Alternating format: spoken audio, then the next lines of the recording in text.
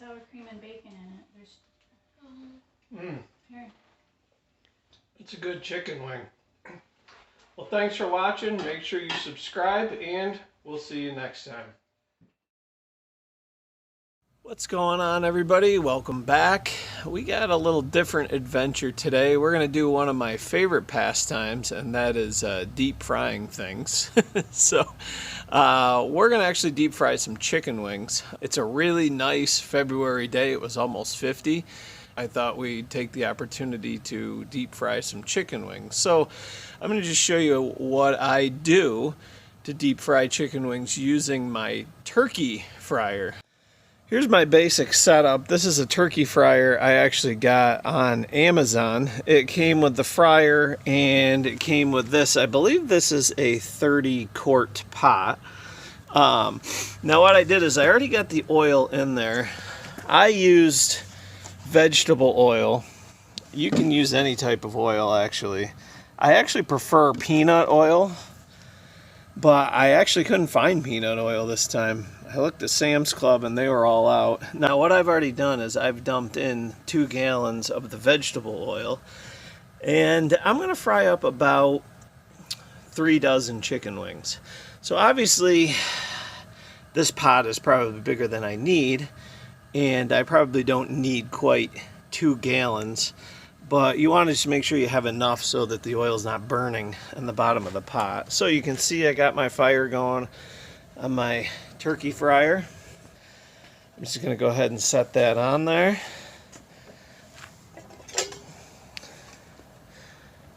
I'm going to set the lid on there and let that heat up. Now my goal is to cook these at about 350 to 375.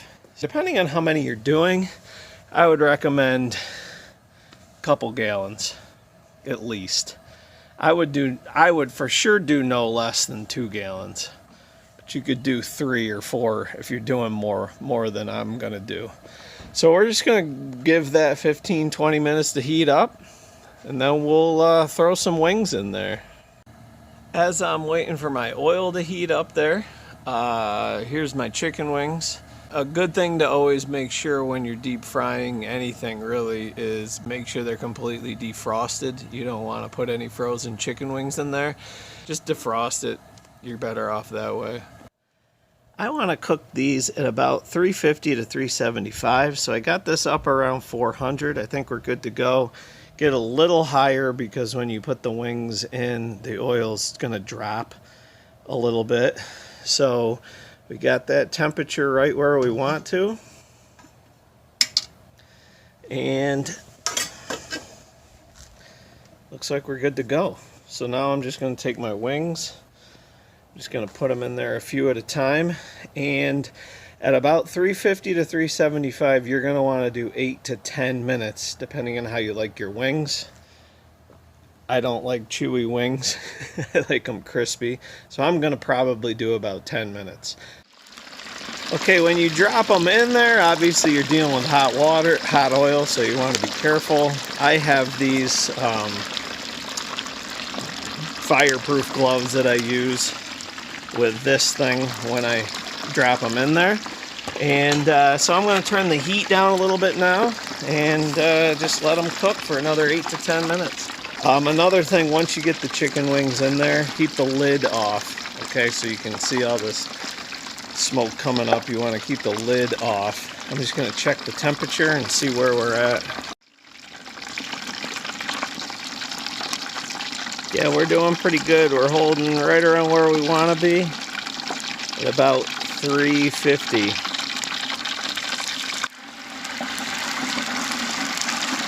There you go. Coming along nicely. They've been in there for about 5 minutes. I'm going to give it another 2 or 3.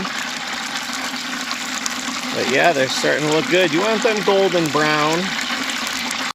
One of the reasons I like using my turkey fryer is you can do a whole bunch at a time.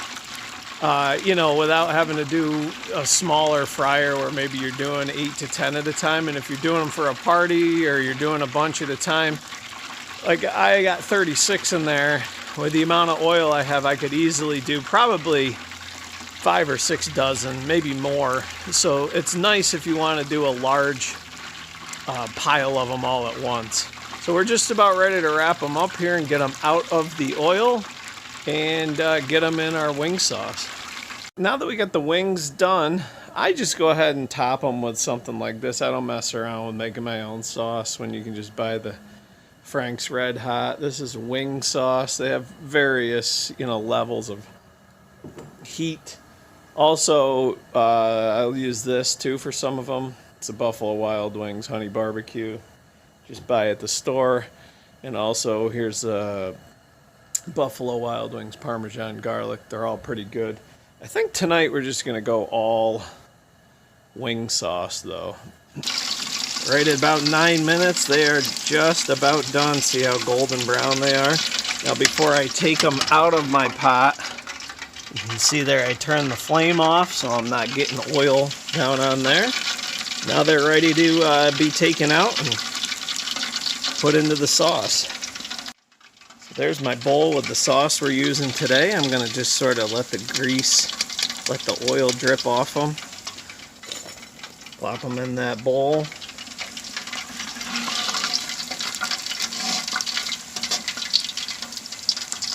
Get the oil off. There we go. All right, there we go. Look at those. Quick and easy from start to finish. Took about 20 minutes to heat the oil, and it took about 8 to 10 minutes to cook them. I'm gonna get these inside, and we're gonna dig in. Anyway, hope you found this video helpful. If you did, go ahead and click subscribe. Suburban Adventures is our family outdoor adventure channel. Today's adventure was deep frying some chicken wings. I'm hungry. We'll see you next time. Hey, what's up everybody? This is Jason with Suburban Adventures. There's Cooper, Grayson, Tucker's down there, and we're gonna do something we've never done before. We're gonna try and harvest some black walnuts. So it's October here in the Northeast, and they're starting to fall off of the trees. This right up there, there's a black walnut tree, and they're laying around. So we're gonna try and grab some, fill up a bag. We're gonna see if we can crack into them. So that is a black walnut right there. They're big. I can crack it. There, hold on. No, you don't want to. They're big like this. Sometimes they're green. If they fall off the tree and sit long enough, they're gonna turn black. Just be careful because the black stuff gets all over. It stains your hands. So we're walking along here. There's a whole bunch of them. We're gonna try and fill up some. Like I said, we've never done it before, so we're gonna see how it goes. Here's a bunch of them here. Now these have just freshly fallen off the tree. Wow, that's a big one. Let me drop them in there. They're all over here. Yeah. Even if they get black and rotten and they look like they have bugs in them, it's fine because the nut is inside this. So, I'm gonna collect some of them. You see them all over. Yeah, there you go. You can see that's the black walnut tree right there. Yeah, see, don't get that. So that's the inside. Don't get that black stuff on your fingers because it'll stain. There's a tree there. I don't know if you can see them. There's tons of them. From what I understand, there's lots of them. This is what the leaves look like here of the black walnut tree. And they're all over. We're gonna get a bag of them. So there's a green one. That's just recently fallen. No, I picked this up. You picked it off the tree? When they fall, don't squeeze it. When they fall and sit for a while, see how this one's turning all black? Once we get the outside of that off of there. Look it! That one's white. That's the inside. There's the nut right there. But this one here that's starting to get rotten, that's when the black stuff gets all over. It's better to just pick them off the ground, guys. Yeah, because look at it. In the tree, they're not quite ready. Now when you peel the outside stuff off it, there's the walnut shell. There's the black, greasy, gooey stuff. So there, we got a decent amount. I didn't want to get too many after never having done it before. So we're gonna take them home. We're gonna get this outside peeled off them. And you gotta let the nuts dry for a couple days, and then we're gonna crack the nuts. So we'll see you at home and husking these nuts. All the walnuts we collected. So what we're gonna do now is get this off of them. And this is where you want to wear gloves. You make sure you don't get them on your clothes, because you can see that black grease from them stains. So this is hard, and you can see there's worms in there, but that's okay because they're not going to get in through the shell of the nut. So this is what we're going to do now. There's a bunch of different ways you can do it. We're just going to do them by hand because we don't have that many, but I've heard you can drive over them with your car and it gets all the husk off them. So you can see this one's got all maggots in it, but that's all right. We're going to shell them and put them in the bag. Sure, just don't get them on your clothes. So there's the black walnut, and then you gotta get all the stuff off them. And then we're gonna let them dry. There you go. It just pops off pretty easily. Look at this. It's got all sorts of bugs crawling in it.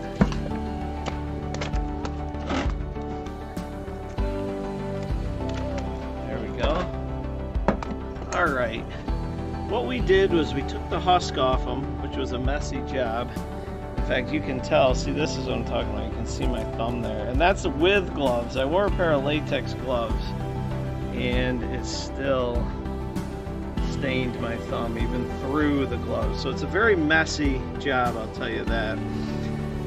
And once we got the husk off them, I soaked them in water. I read that you want to get rid of any of them that float, because if they float, they haven't developed the meat inside properly. So this is about all I'm left with. Like I said, it's not a ton. So now what I'm going to do is I've got them in this bucket. I'm going to put them in the garage for a couple days to let them dry.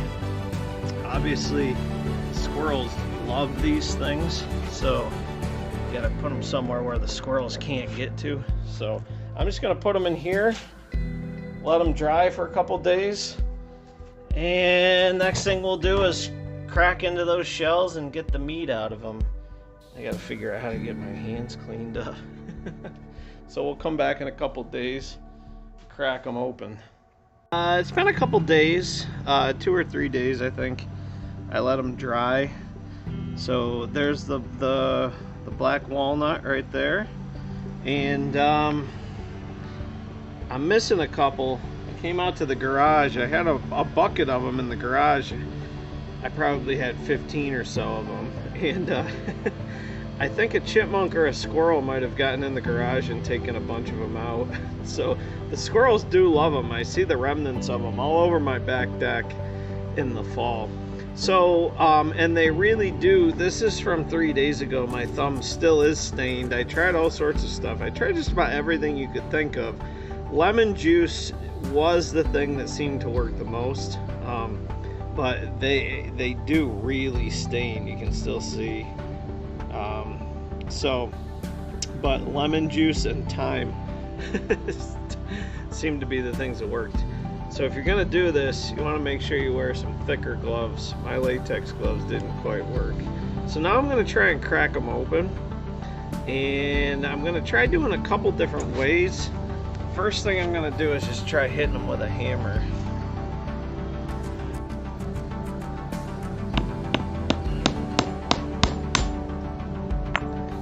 All right, there we go.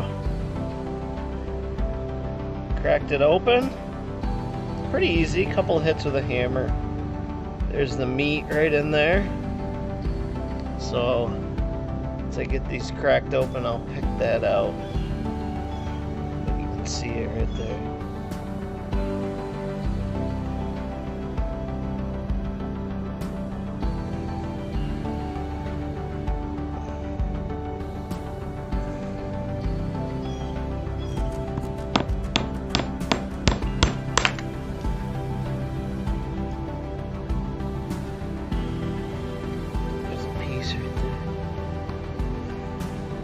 The hammer did seem to work well. I was just going to try another method, see if it works in a vice clamp. Right there, a vice grip. See if that works. The hammer is a couple hits and it's good. But let's see if this works easier.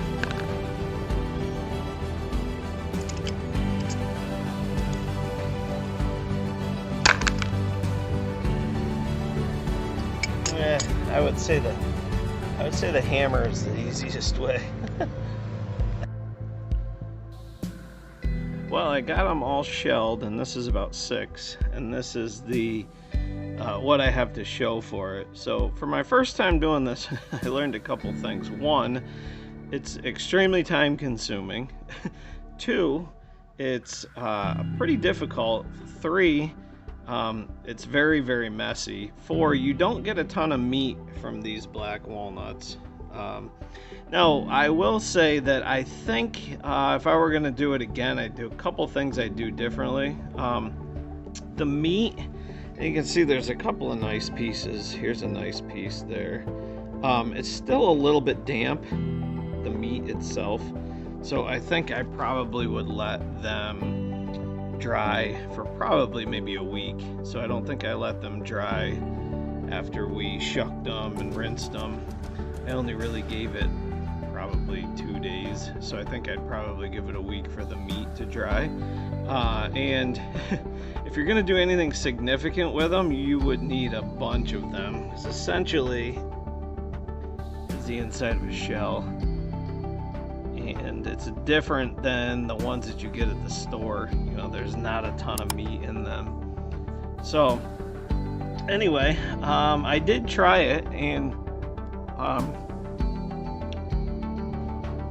it has a very interesting taste. It's a very strong taste. It's much stronger than like store-bought walnuts. So I would think that if you're going to bake with them in cookies or something, it has a very, very strong walnutty taste. So I really don't think that I'll be doing this again. I'm not a huge fan of walnuts to begin with. I just thought we'd give it a try and see what harvesting black walnuts was like. So anyway, I hope this was at least somewhat mildly entertaining. I thought it was interesting to learn something new. So if you're not a Suburban Adventures subscriber, go ahead and click subscribe and check out some more of our other videos. We'll see you next time. Hey, what's up everybody? It's Jason with Suburban Adventures, and I'm going to revisit something I tried back in the fall about, probably 5 or 6 videos ago. I'm going to revisit the black walnuts. You can see I got a pile of them sitting on the ground right there behind me. Back in the fall, I tried harvesting these black walnuts, and it didn't go real well. It was messy. You can check that video out right up there. And I said I probably wouldn't be doing it again, but after the video I had a bunch of them laying there, and so I took the husk off them and I let them dry for probably at least 6 to 8 weeks. I kept them in a secure location because the squirrels like to get after them. So one of the biggest problems I had was that I tried cracking them too soon after I had harvested them, and so the meat inside was damp. So now that they've been sitting for a while, I'm going to try cracking them open and see if it works any better, and then see what we come up with. So let's get these cracked open. So we got them all set here, and in the last video we showed that the best way to crack them is with a hammer. They've got an extremely hard shell. So Cooper's gonna try cracking them. I'm gonna use the back of my little hatchet here. I'm gonna try cracking them open and get some meat out of them. There you go. There we go. Hold on, can I try to do it? Yeah. Let's see. How do you do it? You hit the pointy part. Yeah, hit the pointy part of it. Right here? Yeah.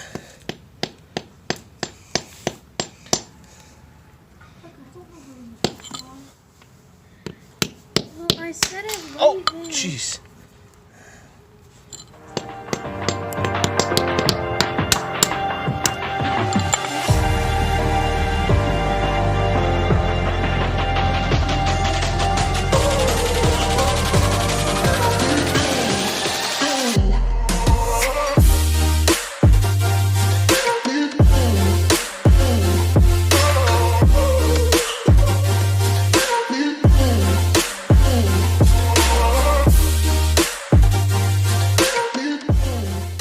That shows you how hard they really are. You can't crack them with a regular nut cracker because they're so thick. If you look at the inside of it, this is the problem with them. See that? The shell is so thick, and there's very little meat compared to what you have to do to get into it. Unless you're a squirrel. Squirrels can crack into these nuts like nothing. Alright, we got them half of the hard part done. We got them cracked. So here's the mess right there. Now, we got to try and get the meat out. So, this one's got a nice big chunk right there. So I think I'm going to try and... There, that's a nice piece. Use a toothpick to try and pick this out.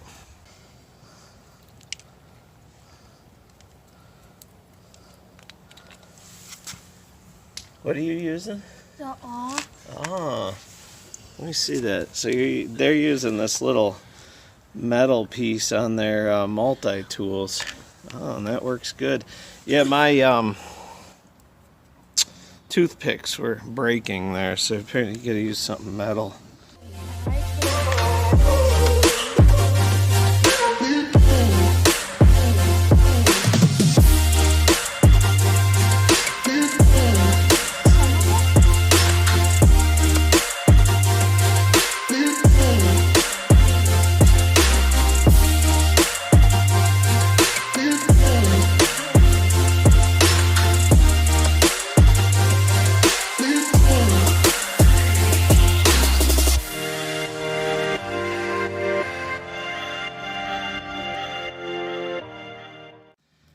So I just want to show you for a minute what we're discovering is if you split them in half like this, there's quite a bit of meat that's buried down under that little piece where you can see there. So Like yeah, that. like that. So if you go ahead and break it again, You'll find see, a little bit. there's more buried down underneath in there. So it kind of helps to break them up into smaller pieces. Yeah, Okay, look at that one. that's a nice piece. Oh, it's still coming out. The key is to just keep splitting them because there's a lot of hidden chunks back in there like that. There's actually more in there than or more meat than I thought. See that? Like that. Like that. Yep. Some nice pieces. So we had probably, I don't know, 20? And we've got a decent amount, obviously enough to add into some cookies, which I think is what we might try.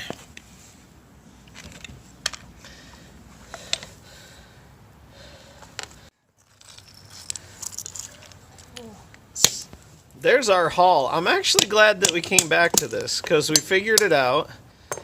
And we got a decent amount here. I think what we're going to try and do is make some cookies out of them. Now, we're filming this, and it's actually the day before Thanksgiving, but you won't be seeing this till probably almost around right before Christmas time. So, and then here is the carnage. There's all our shells, and we probably had less than 2 dozen. So, I mean, obviously, if you want a big, huge pile, you're going to need a lot of them, but I'm kind of glad that we did this. It was fun. We figured something else out. Now, I have heard that these are good for kindling. We got our fire going here. I'm just going to see what happens when I set them on there.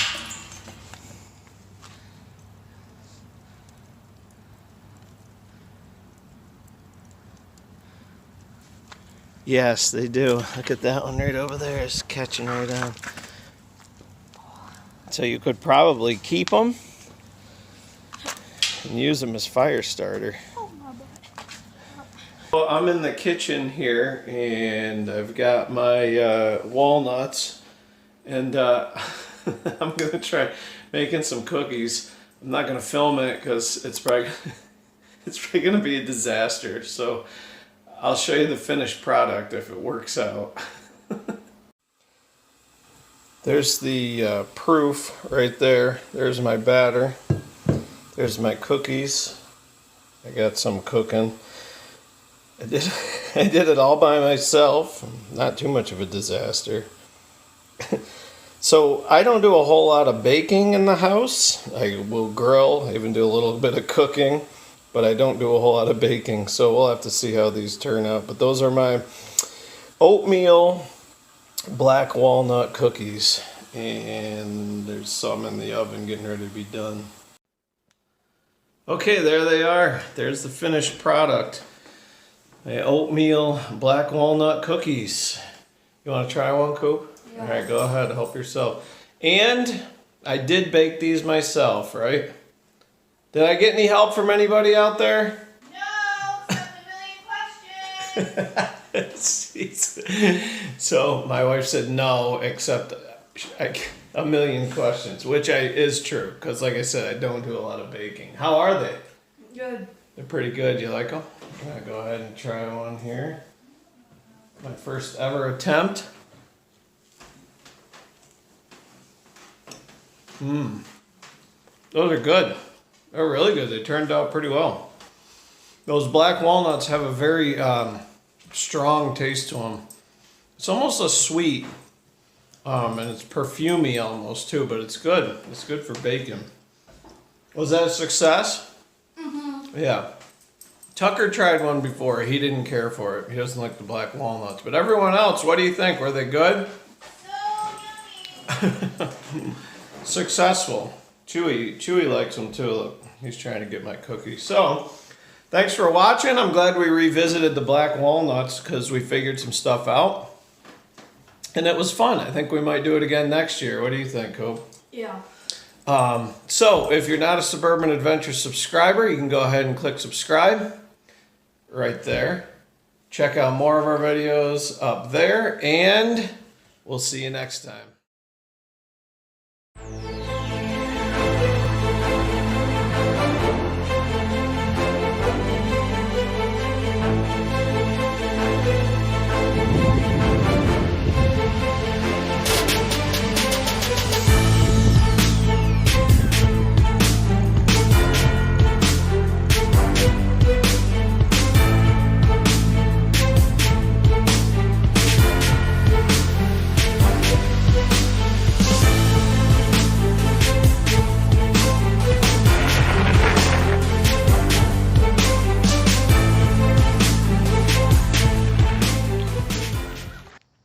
What's up, everybody? Welcome back to another video. This is Jason and Tucker and Cooper, and we're here, and this is Suburban Adventures, our family outdoor adventure channel, encouraging you to get out and explore, even if you live in neighborhoods like we do. It's late summer, early fall, and that means it's time to harvest some sumac. So sumac is found everywhere. It's a wild plant. And about a year ago, I did a sumac tea video, but we're going to do something a little different today. I think we're going to try and make some sumac popsicles. So there's the sumac. You see those red cone-shaped looking things right there? That's what we're going to harvest. It is not poisonous. There is something called poison sumac, but that's white berries that looks nothing like this. So we're going to get some of this. And it has a very, almost tastes like lemony. It's very acidic. So we're going to grab some, put it in a bag, go home and soak it, and make some popsicles. Here's a nice, good red one right there. We're going to try and get a bunch of those to soak. Wait. Oh. You got it? Yeah.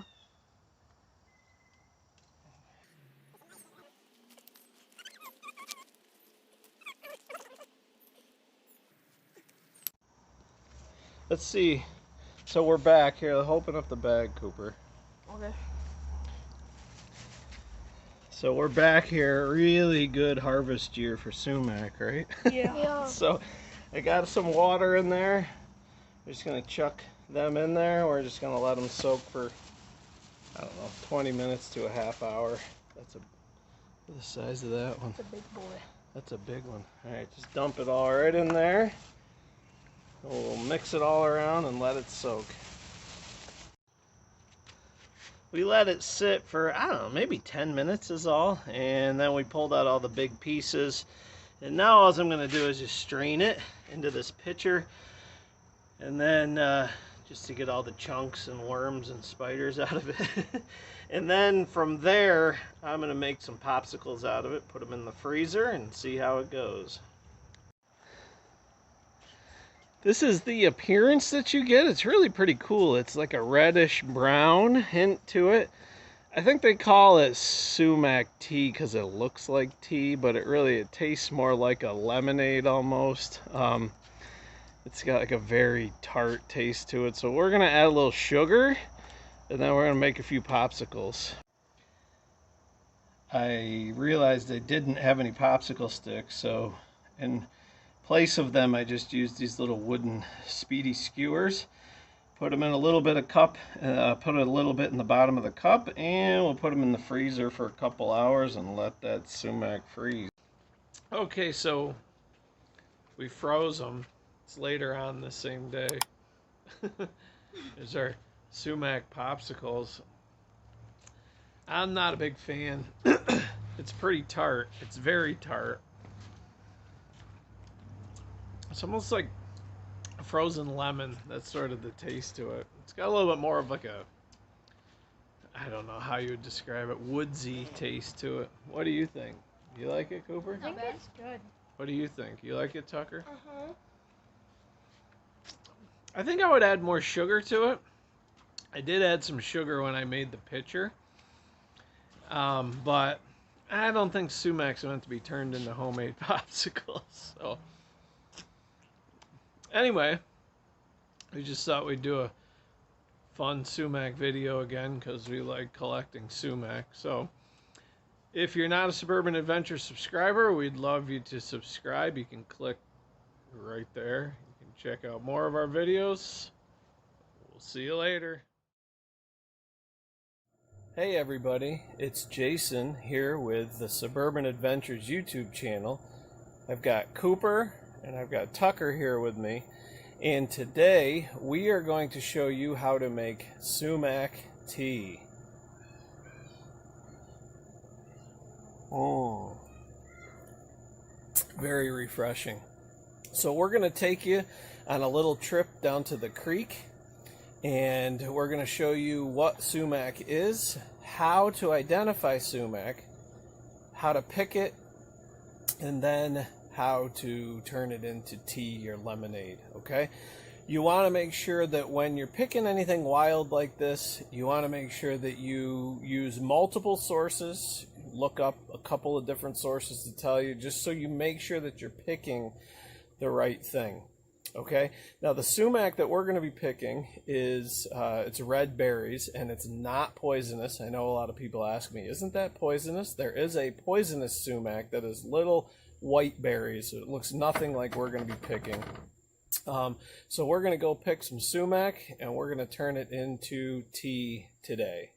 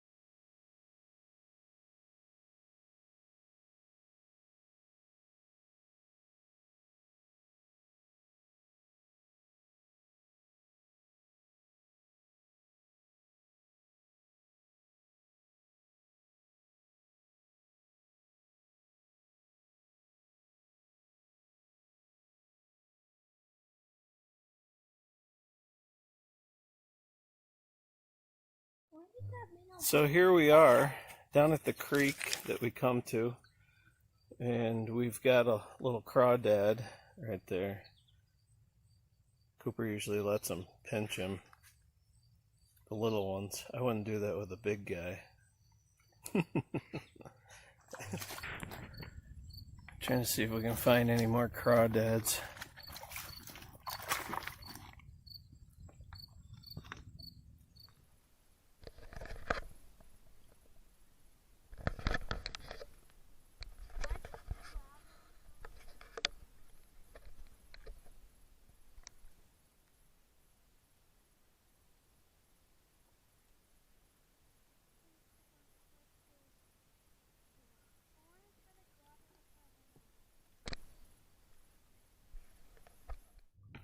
So this creek that we come to here is just a couple blocks from our house. Rode our bikes here.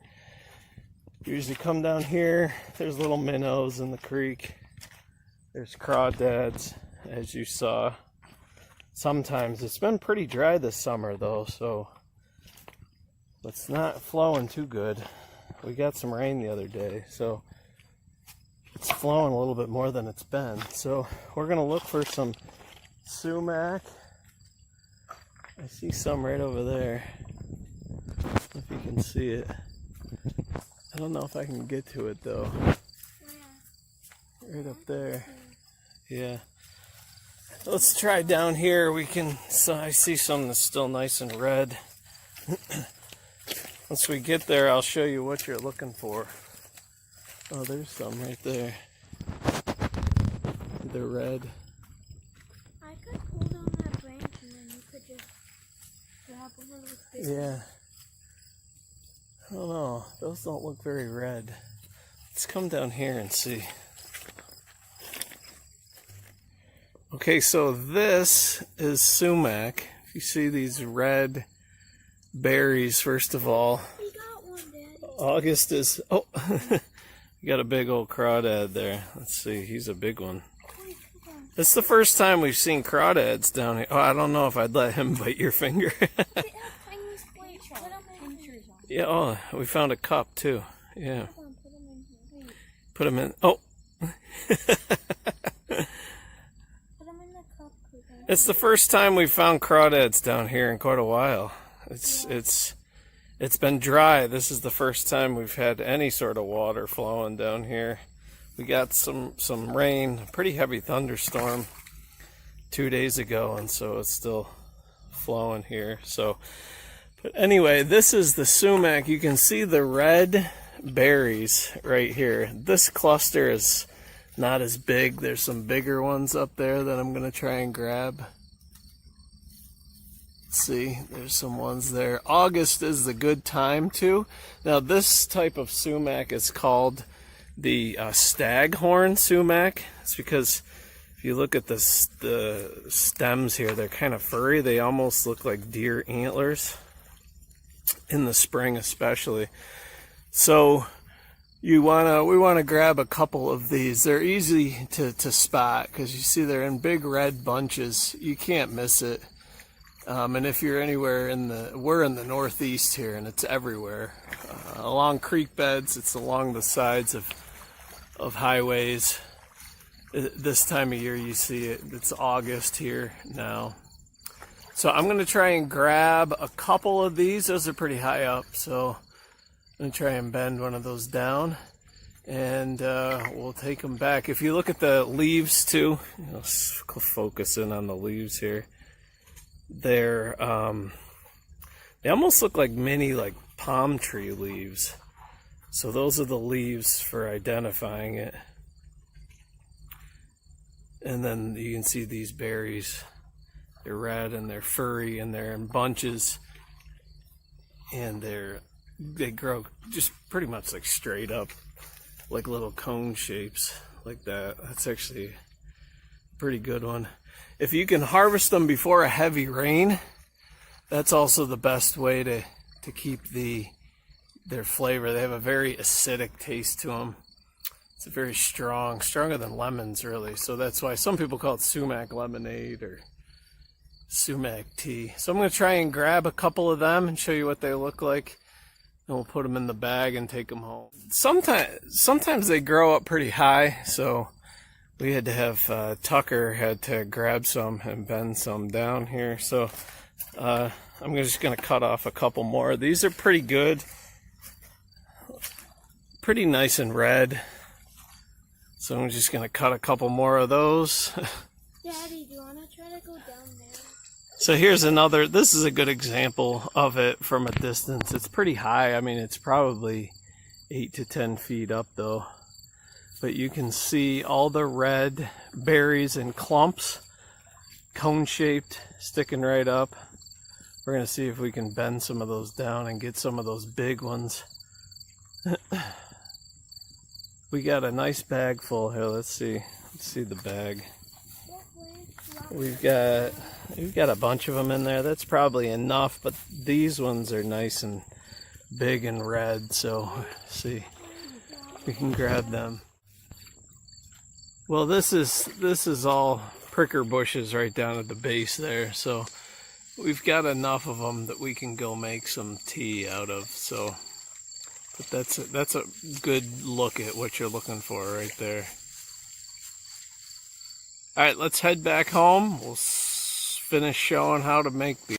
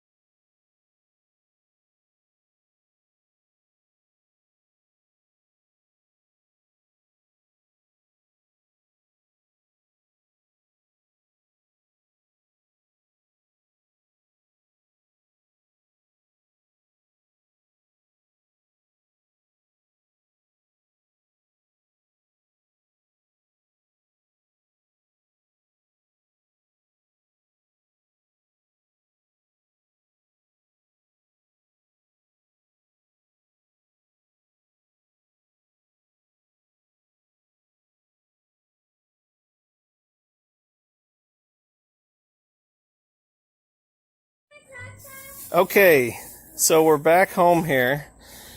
Cooper's gonna dump these on the ground so we can just show you what the sumac looks like. Just dump them right on the driveway there. So there you go. You can basically see it's like a cone shape there. The berries are falling off them. We might have got them a couple days too late, especially after that heavy rain. So there's Grayson. He's a little buddy of ours. Yeah, I have a YouTube channel too. Yeah, we all have a YouTube channel. All right, so what we're going to do now is we're going to get some water. So Cooper, go ahead and grab some water out of that. We're going to make a ton of lemonade, just to tell you. Whoa! And then I'm going to chug this off, just to tell you, everybody. All right, so we're going to do a little less than a gallon. You want to make sure the water's cold. So let's go ahead and dump the water in there. All right.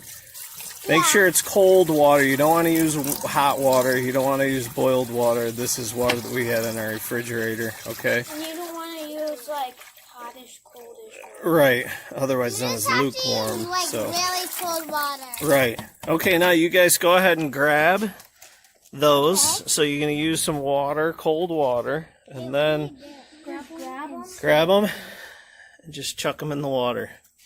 You can use, we're going to put them all in there because you only really need to use about 3 or 4. And then once you float them in there, what we're going to do is we're going to just take them, just sort of crush them up with our hands, just sort of get the berries off them. And then once that's all set, you can see the water's starting to turn a little bit brown. And they're a lot pokey. Yeah, they're pretty. I think they're a little bit maybe past the rain we had a couple nights ago. I think sort of knocked a lot of the juice out of them. So once you have it like that, we're just going to let that soak. I've let it soak for as many as 5 or 6 hours. You really don't have to let it soak. You can just strain it and drink it like that. What we're going to do is we're going to let it soak for probably an hour and come back and show you what you do after that. Okay? So we'll come back after an hour and show you what we got. Alright, so I'm back here. It's been about an hour. I lost my helpers. You might be able to hear them playing around the corner. They're screaming. Which is the nice thing about living in the suburbs. There's usually kids around to play with. So I'm going to just take out these berries here. You can see I'm just going to dump them out first. Get the big chunks out. Once I got all those out, what I'm going to do is I'm basically just going to strain it through a cloth here into the pitcher, and then we'll show you the end result here. So I'm just big pieces out. Okay, so now I'm just going to take this and just sort of gently dump it in. It's going to strain out some of those bigger pieces, but the little pieces too.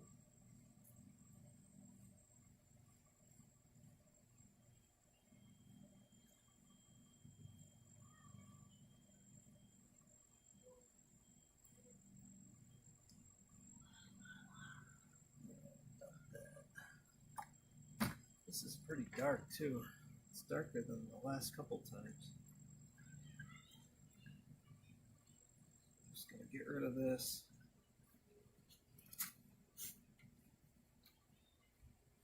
Dump a little bit more in there.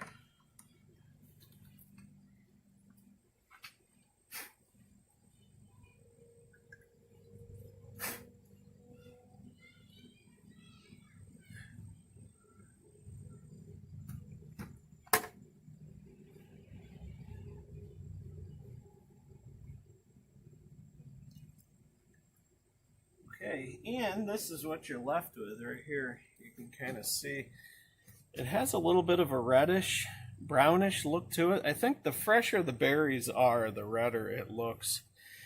And now it's going to taste very similar to lemonade. It's actually more tart than lemonade. So you can drink it straight like this. I find it to be a little bit too tart. Or you can add sugar to taste. So that's what I usually do. And once you add sugar to it, it it sort of almost tastes like a lemonade. It has sort of more of like an earthy taste to it than lemonade. So what I'm probably going to do is I'm just going to add some sugar to it and drink it cool. So that is Sumac lemonade. I think it tastes more like Sumac tea, and that's how it's made. It's pretty simple, and it's pretty tasty too. So make sure that you click subscribe for more videos. I'm going to do some more how-to videos and more adventure videos, and so we'll see you next time.